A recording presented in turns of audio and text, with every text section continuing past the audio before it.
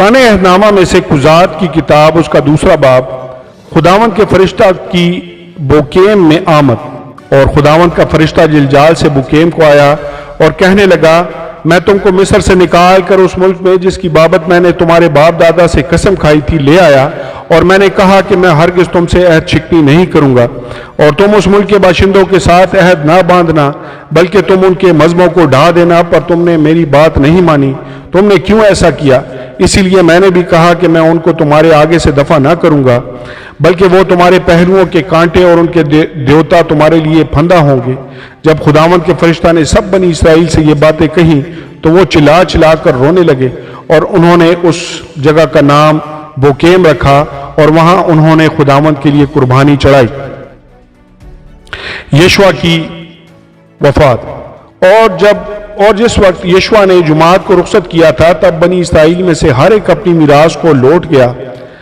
تاکہ اس ملک پر قبضہ کرے، اور وہ لوگ خداوند کی پرستش یشوع کے جیتے جی اور ان بزرگوں کے جیتے جی کرتے رہے جو یشوع کے بعد زندہ رہے، اور جنہوں نے خداوند کے سب بڑے کام جو اس نے اسرائیل کے لیے کیے تھے۔ اور نون کا بیٹا یشوع خداوند کا بندہ 110 برس کا ہو کر رحلت کر گیا، اور انہوں نے اسی کی میراث کی حد پر تمنت ہرس میں افرایم کے کوہستانی ملک میں جو کوہ جاس کے شمال کی طرف ہے اس کو دفن کیا۔ اور وہ ساری پشت بھی اپنے باپ دادا سے جا ملی، اور ان کے بعد ایک اور پشت پیدا ہوئی جو نہ خداوند کو اور نہ اس کام کو جو اس نے اسرائیل کے لیے کیا جانتی تھی۔ اسرائیلی خداوند کی عبادت اور پرستش کرنا ترک کرتے ہیں،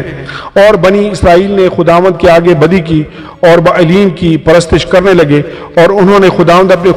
خدا کو جو ان کو ملک مصر سے نکال لایا تھا چھوڑ دیا، اور دوسرے معبودوں کی جو ان کے چوگرد کی قوموں کے دیوتاؤں میں سے تھے پیروی کرنے اور ان کو سجدہ کرنے لگے، اور خداوند کو غصہ دلایا،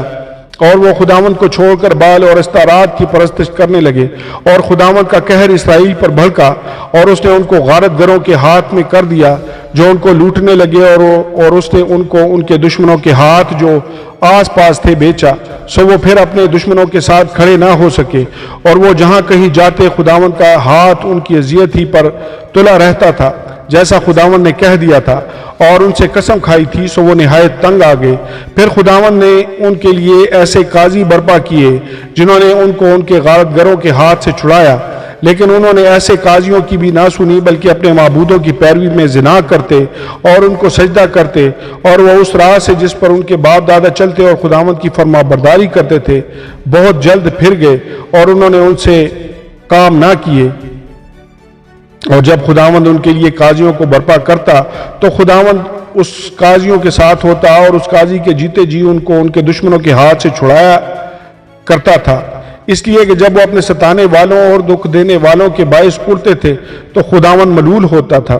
لیکن جب وہ قاضی مر جاتا تو وہ برگشتہ ہو کر اور معبودوں کی پیروی میں اپنے باپ دادا سے بھی زیادہ بگڑ جاتے اور ان کی پرستش کرتے اور ان کو سجدہ کرتے تھے۔ وہ نہ تو اپنے کاموں سے اور نہ اپنی خودسری کی روش سے باز آئے، سو خداوند کا غضب اسرائیل پر بھڑکا، اور اس نے کہا چونکہ ان لوگوں نے میرے اس عہد کو جس کا حکم میں نے ان کے باپ دادا کو دیا تھا توڑ ڈالا اور میری بات نہیں سنی، اس لیے میں بھی اب ان قوموں میں سے جن کو یشوع چھوڑ کر مرا ہے کسی کو بھی ان کے